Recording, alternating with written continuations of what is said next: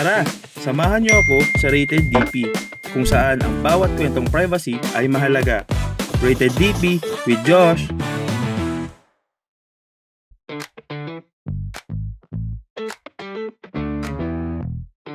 Start na. Welcome to Rated DP, kung saan ang bawat kwentong privacy ay mahalaga. Nandito po tayo ngayon sa Maya Office upang kausapin ang Data Protection Officer upang malaman ang iba't ibang data privacy features and security measures ng Maya Bank. Tara, samahan niyo kami.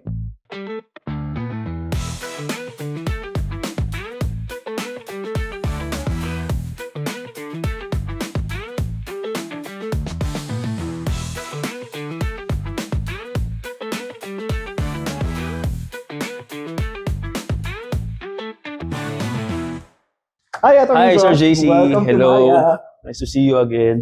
Okay. Sir, pakilala mo naman tong sa mga login Yeah. for the visitors.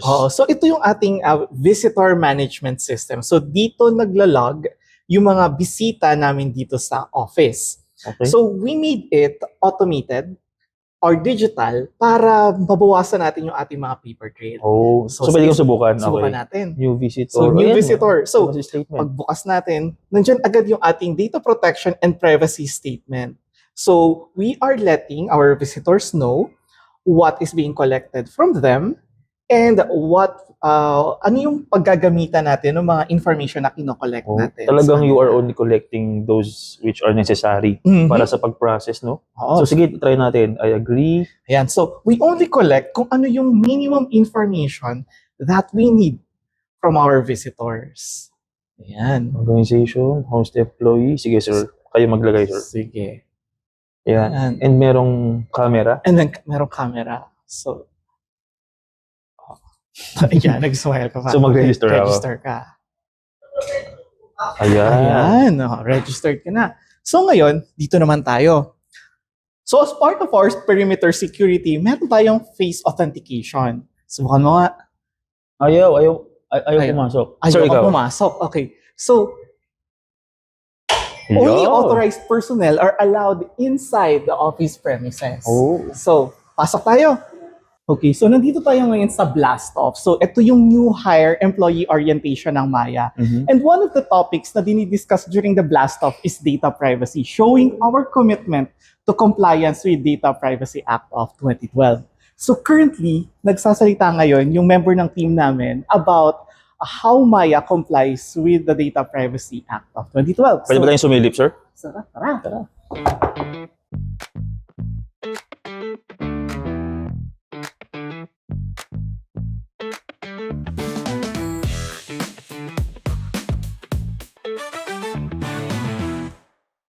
So, Sir JC, di ba itong Maya Bank ay newly established siya na company? So, paano nyo na-establish yung data privacy office nyo nung time na ini-establish nyo itong Maya Bank? Okay, so to give you additional context, so Maya Bank is one of the 6 digital banks na kasama doon sa pilot digital bank implementation Mhm. ng Bangko Sentral. So, we launched in 2022, but I was registered as a DPO way back 2021. So that is to ensure na when we develop the products offered by Maya Bank, naka-embed na yung privacy sa mga products namin.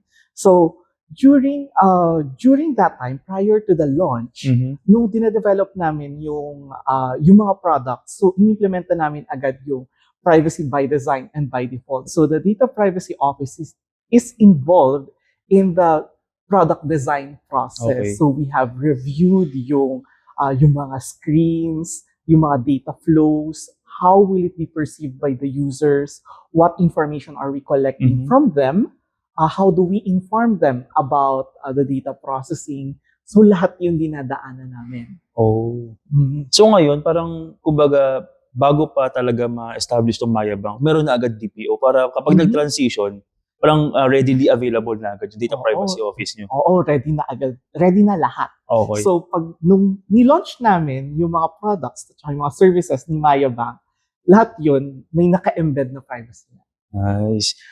Paano naman nung time na DP Council Officer ka ng ilang taon, di ba? So paano mo na babalance yung sa DP Council, tapos yung Mhm. pagiging DPO mo, knowing na bagong-bago tong Maya Bank na to? So medyo ano yun, medyo challenge kasi we have to balance everything. As a DPO, meron akong mga responsibilities dito sa office.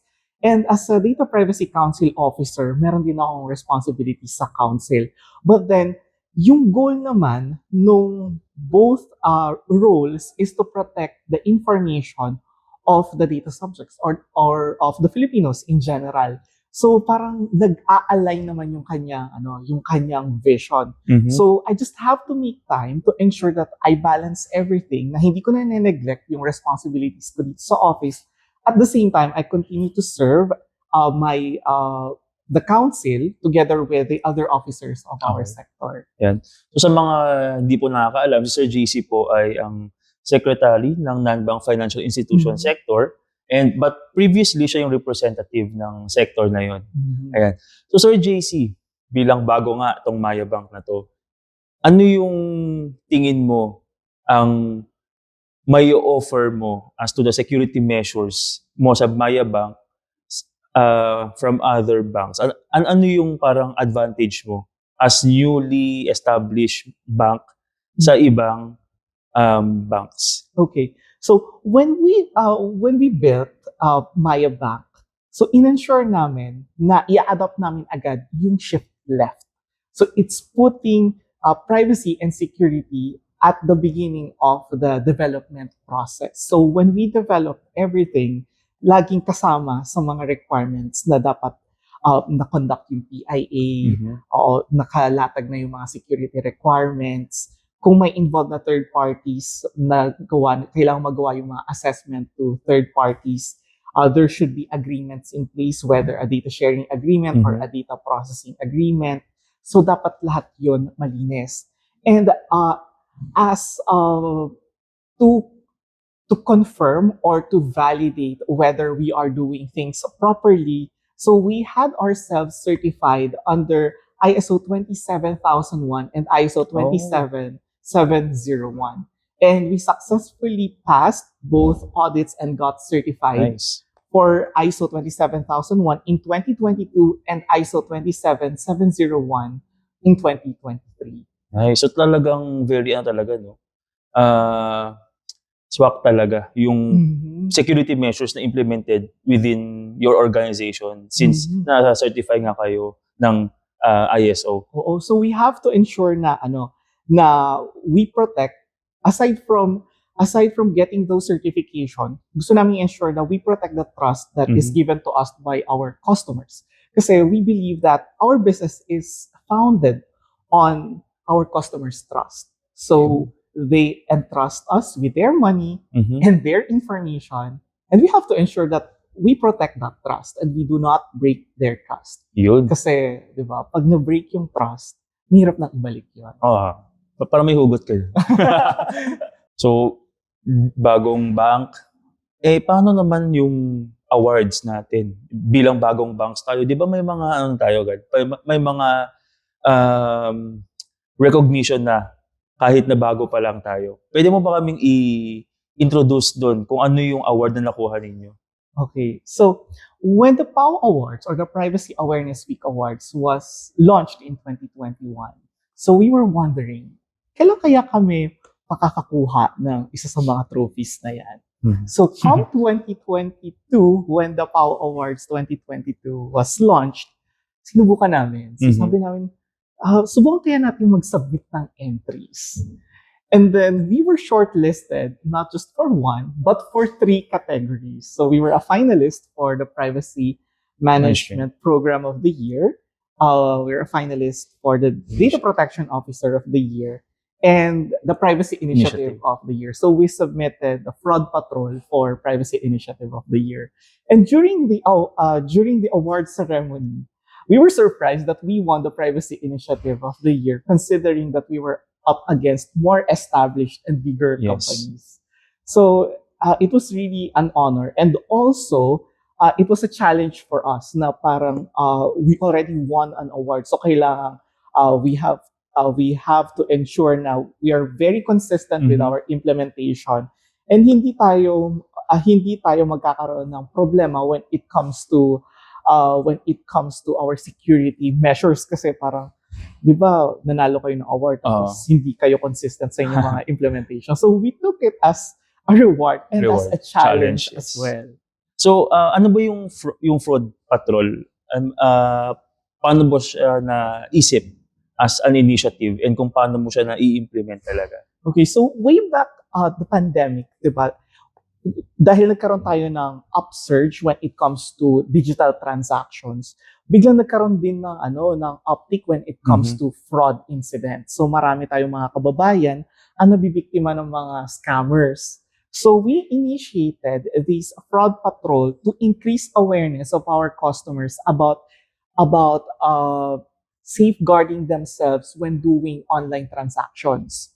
So it was a multifaceted campaign na ginagawa namin inside the office and even with our customers through our various social media channels. So we are releasing awareness materials on what are the things that they should avoid when transacting online and what are the things that they have to ensure that are present when they transact online. Together with that, we are developing products that are safe for our consumer, and we enable features that would ensure data protection data protection of our customers. So one of the features na inintroduce namin over in the past years that are now being adopted widely is yung eye dun sa beside the bank balance or the wallet balance na pwede mong i-show at pwede mong i-hide. So it's the show and hide feature of the wallet and bank balance. Yeah. Oo. So kung halimbawa you're transacting in public, you can hide your balance, and then if you want to see your balance, you can just show your balance. Nice. And yung mga ganung feature, we continually adapt those, and we try to add as we offer new products. For example, when we offered Maya Black, inintroduce na namin yung lock card feature so that kung hindi mo ginagamit yung card mo, pwede mo siyang i-lock to avoid unauthorized transactions. Yes. And then we also introduced our numberless card so that pwede mong ilabas yung card mo in public and use it in public without the fear of your card number and your CVV being exposed, so that you can transact confidently. Yes. So talagang marami talaga kayong baon, di ba? Napaka-Gen Z talaga ng ideas. Very innovative talaga. Yeah. Ayan. So sige sir, last question na. Ano yung navivision mo sa Maya Bank 5 years from now? Okay. Ano to as regards data privacy? So our company is founded with a vision of financial inclusion. So we want every Filipino, especially the unbanked, to be a part of a financial ecosystem. So that's why our products is anchored towards offering our products and services towards the unbanked or the underserved sectors of our society. And we want to make it truly inclusive. And when we say an inclusive ecosystem, we have to ensure that we put proper safeguards in place. Na kapag nag-sign up sila sa amin or naging part sila ng aming ecosystem, they can be confident and assured na yung information nila is protected from any threat actors, that we are trying our best to ensure that they get the protection that they deserve. Yes. Kasi diba, every Filipinos deserve some level of assurance na they are not being robbed, they are protected from threat actors, and that they are being treated well. Yeah. So that's very nice, Sir JC, and talagang we look forward talaga sa more development ng Maya Bank as to the protection ng mga personal data ng ating mga Filipino data subjects. Ayun po. Thank you, Sir JC, for having us here for this afternoon, and marami kaming natutunan talaga sa mga features or sa mga security measures ng Maya Bank. Thank you, Sir JC, for having us here, and para maipakita na rin natin sa ating mga Maya-Mayan yung iba't ibang mga security measures na ini-implement ng Maya Bank para maprotektahan ang personal data ng ating mga Filipino data subjects. Maraming salamat din sa inyong pagbisita at makakaasa kayo na patuloy kami sa aming commitment na protektahan ang mga personal na datos ng mga kapwa nating mga Pilipino. Hanggang sa muli po, Sir JC. Thank Maraming you. salamat ulit. Thank you.